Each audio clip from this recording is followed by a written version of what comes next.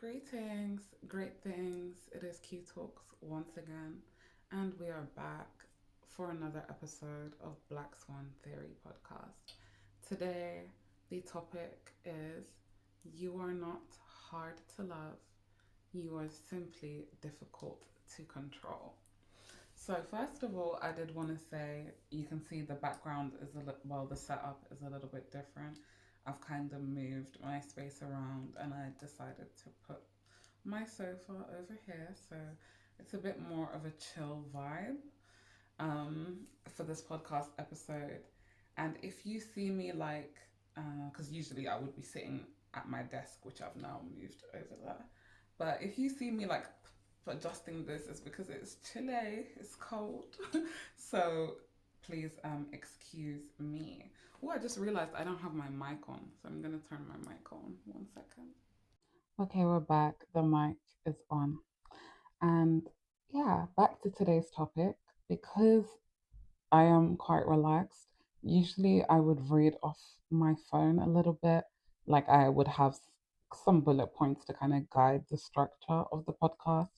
But today I'm really going to free flow and just see how that works and see how the algorithm picks that up. So, I really want to address this topic, and I actually really, really personally resonate with this topic because this is something I kind of think about a lot. And when you consider the current state of society and the world that we're living in, I think this topic is actually very, very integral.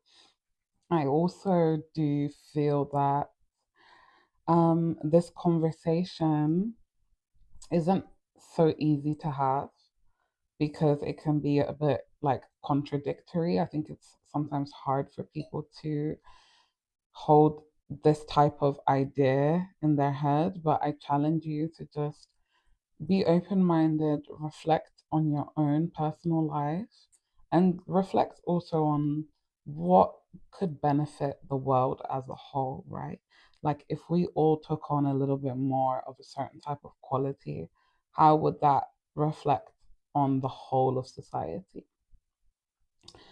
Um, so, when we're talking about not being hard to love, just being hard to control, the reason why I feel like this topic resonates particularly for me is because I think when you are a black swan, again, and you just are different, not because you're trying to be, not because you chose to be, you simply are. You always have been. And that's why I love this analogy because it just gives you the idea of seeing a lake of swans, right? Seeing swans in your mind, you automatically have that image of a white swan. But then there is a black swan there. And that black swan is me. That black swan is you. That black swan is the outlier, the anomaly. It's still part of what you see happening, but it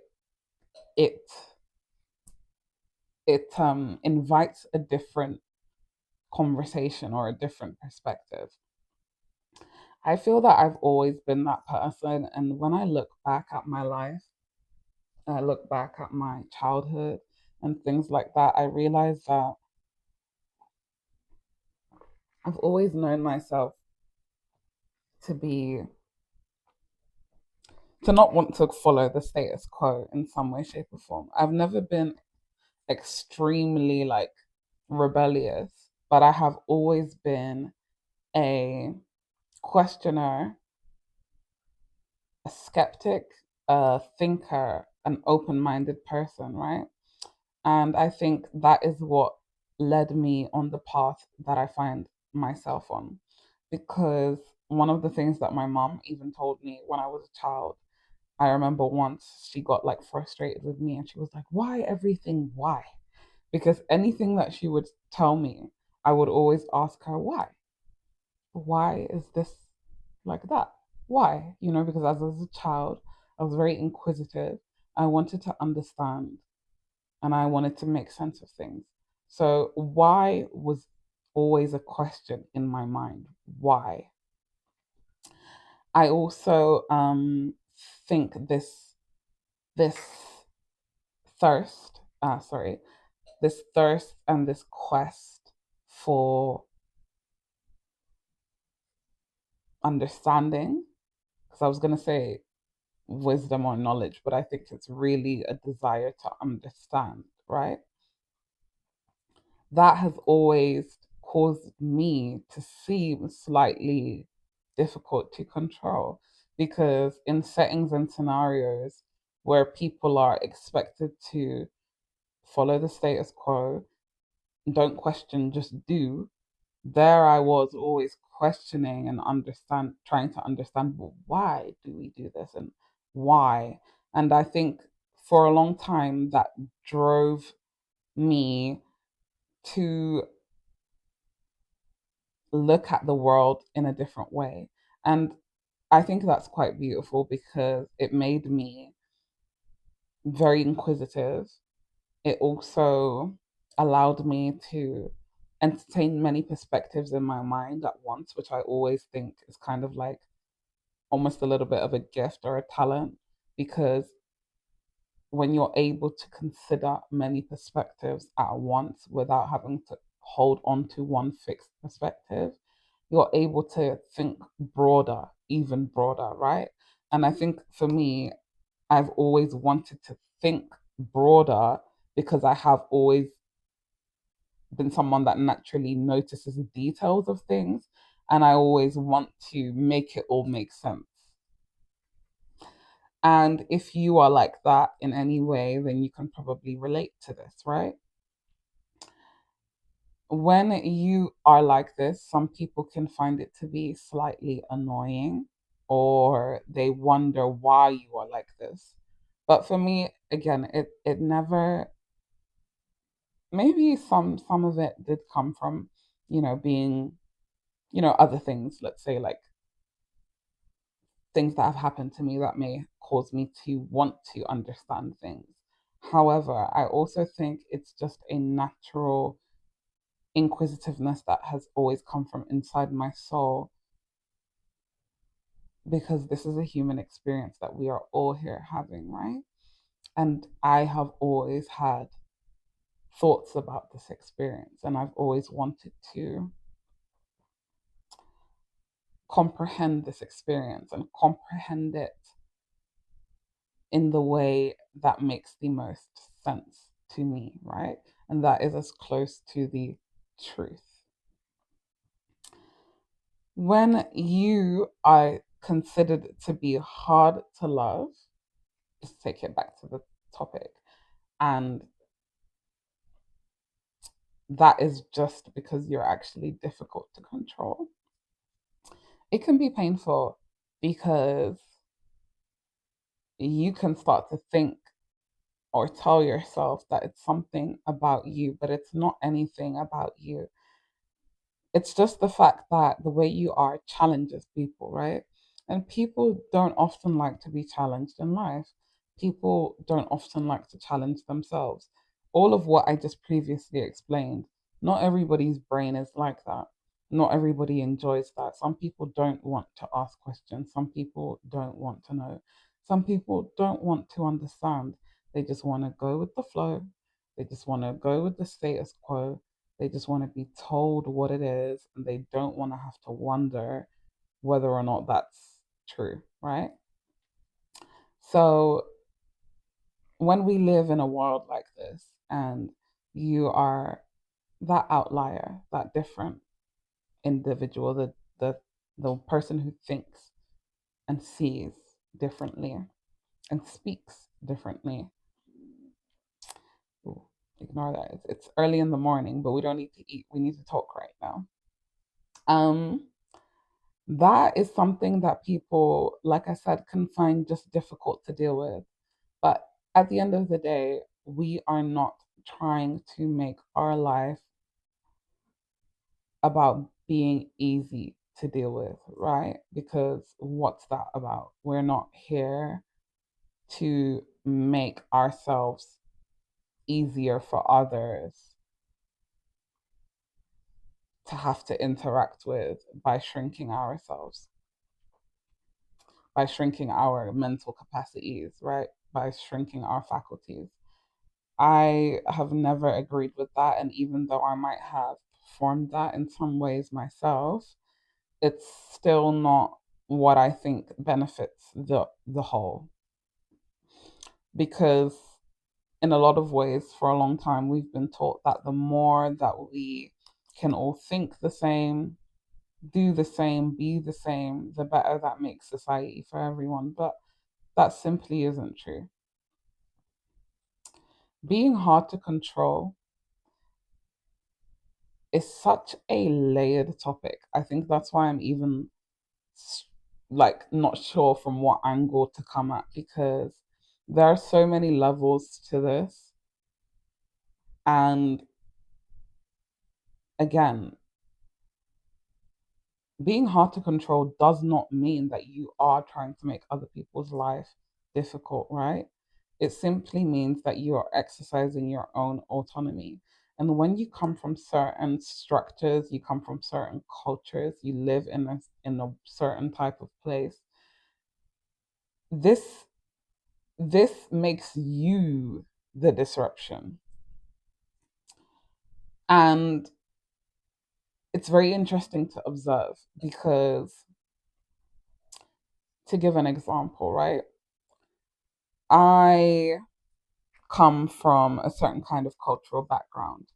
And the cultural background that I come from is separate to the Western ideology or world that I live in, right? So when I was younger and I was going through what I was going through emotionally, and I just decided to accept things like therapy or counseling, in my culture, to the elders or people around me, it was seen as like, you are doing something that doesn't make sense. You know, you are almost accepting that you are insane or that there's something wrong with you. That's how that was seen. So the reason why I use that example is because that can impact the way people choose to treat you, the way the people around you, like I said, the way my loved ones chose to look at me. But I did not allow that to cause me to shy away from what I knew would be beneficial for me, right? And I knew that I had to do what I had to do for myself. So I could not allow myself to be controlled by this idea that these people had that makes it easier for them to love me in their heads, right? I had to do what I had to do for myself. And what I chose to do for myself, in turn, actually made me able to be a better communicator and actually become more loving in the long term. But again, that's just like a small example on a small scale, because this can be applied to so many aspects of life and society. When you choose to do the different thing, when you choose to think the different thought, when people want to feel comfortable, that doesn't feel good to them. But again, it's not about them. It's not their life. It's your life. And you are living and leading by your own example, right? At this point, if you're watching this, if you've got this far in the video. So I think this conversation, like I said, could go in so many ways, but the way that I want to take it next is to also address how important it is for women to not seek an identity that is based solely on being loved and being loving because of a fear of seeming difficult to control, or because of a desire to want to, like I said, abandon yourself for the sake of others, right? Especially for women, because this is a thought that I had literally last night. And I thought about what it means, what it would mean to really have a free mind, right? I think that there are so many things that women are taught and indoctrinated with at a young age, unfortunately. And some of these things we don't unlearn until later on in life because nobody tells us, or we don't realize what is the truth or what is actually going on until having gone through so many experiences that we come to realize that this idea that we had or this idea that we've been told, it's not, it can't necessarily be, right or correct, because what we're seeing is not matching up to what what we were told we would be seeing. So when I say that, I talk about the traditional idea of women, wanting to prioritize marriage, relationships, uh, procreating, having children. As beautiful as those things are, and as beautiful as that is, I think that when you occupy your mind, your heart, your spirit with these things, it becomes difficult to want to hold space for other ideas and thoughts and ways of being. And I think that does not benefit the whole of society as much as we think it does. Because we are looking for an equilibrium, right? So we're looking for this idea of love, right? But this idea of love usually comes at an exchange of your freedom. And it doesn't mean that, again, if you are married or if you're in a relationship or if you have children, that you're not free. When I'm talking about freedom, the freedom that I'm talking about is a mental freedom, an internal freedom, a sense of being free. And when I say a sense of being free, I mean a sense of being free to think, being free to think what you want to think, right? Because I think our thoughts are very powerful as women. After all, our thoughts are what ultimately end up creating life and allowing life to come into this world. All of us have come from a thought or an idea of our mother saying, I would like to have a baby, or I am going to have this baby. And it's not always that case, but like I said, it is most of the time a thought that has been acted out and allowed to come to fruition, right? But how, if we can do that in that sense, how many other things can we do that with? And that ability, that gift, I think is something that is very special, that if utilized correctly could change the world. Women who are free to think can change the world, because when you realize that it's not that you are difficult to love, that there is something wrong with you, or something not enough about you, or something that you need to do, or that you haven't done, or that you did do. When you realize that you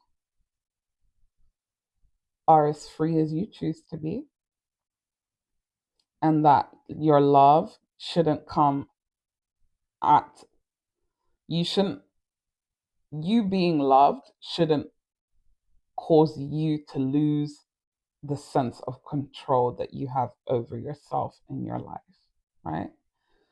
When you realize this as a woman, and you realize that you can choose whatever you want to choose for yourself or for the world that you want to see, I think this opens up so many doors, but I think this also challenges people in a way that they don't, again, like to see, because people are expecting you and society is wanting you to play a certain type of role to make everybody feel comfortable and okay with the status quo that we are in and that we have been perpetuating. When you break away from that, you break people's idea of what is happening, and they would rather that you don't do that. But maybe that's exactly what we need to do, especially with the current state of the world that we are living in. So that's just a little bit of food for thought. And that also just ties into being misunderstood and that being seen as being difficult. What's this beautiful quote? Well behaved women seldom make history. If you've not heard that quote before, that is encapsulating essentially what I'm trying to say here. Women who were considered,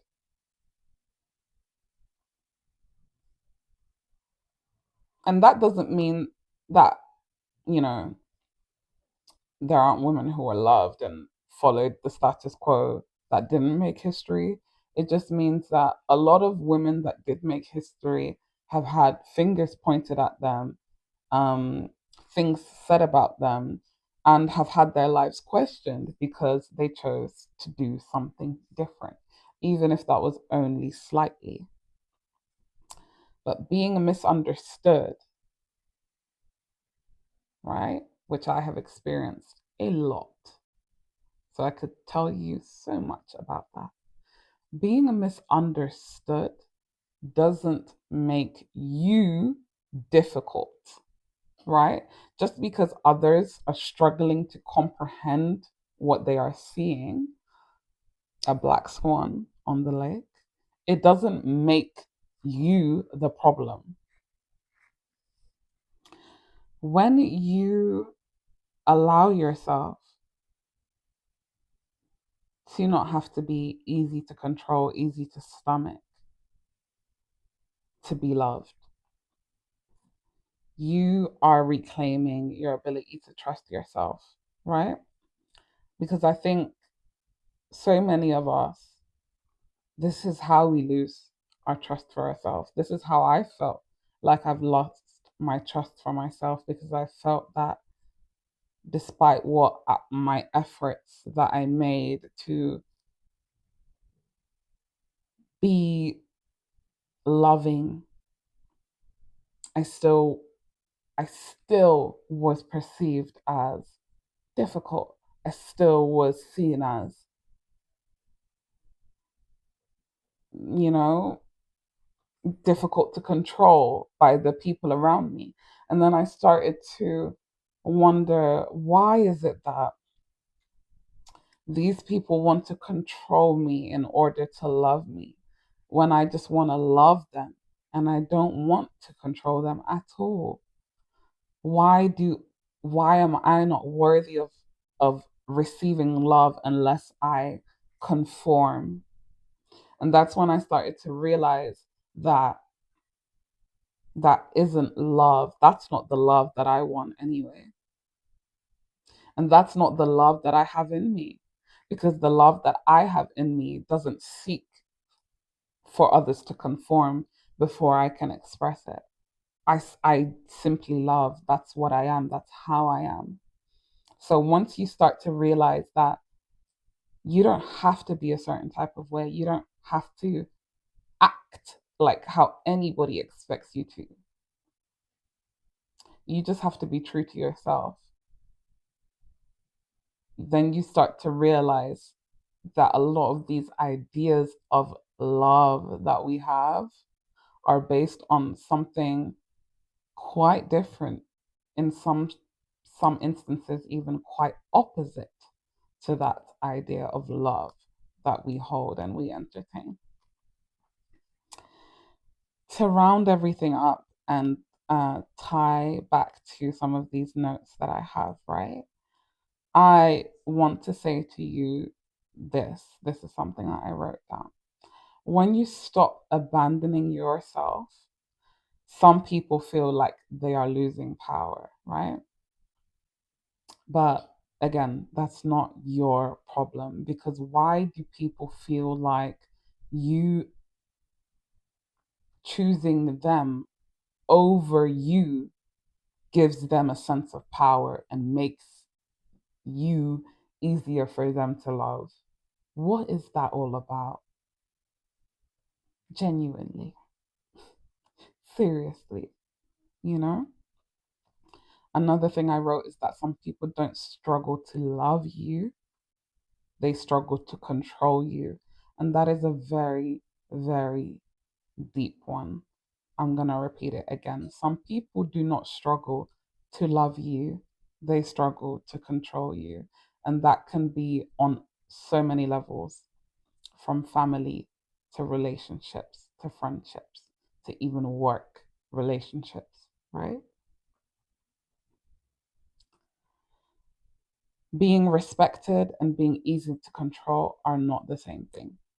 This is something that I am coming to terms with, because I am a big believer in respect. And I'm starting to realize that to be respected, it comes with a lot, and there's a lot that it doesn't come with. If you know, you know.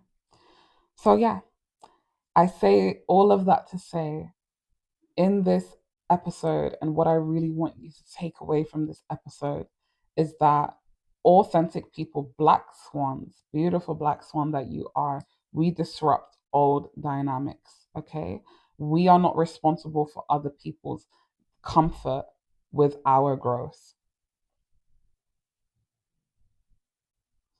The correct and the right relationships in your life don't require and will not require self abandonment. And last but not least, if someone finds you easy to love when you are smaller, quieter, or more agreeable, that's not love, that's control. And it's not love, it's convenience. So that one, I think, is very important in this age, in this current world that we're living in, with all these buzzwords like narcissist and this and that, and all this toxic relationships here and there, and all these things that are happening. If somebody only loves you when you're making it easy for them to love you, that's not love, that's convenience, that's control. And that's what we're not doing anymore. And that's what we never really were so good at anyway, which is why we are who we are, which is why we're very different.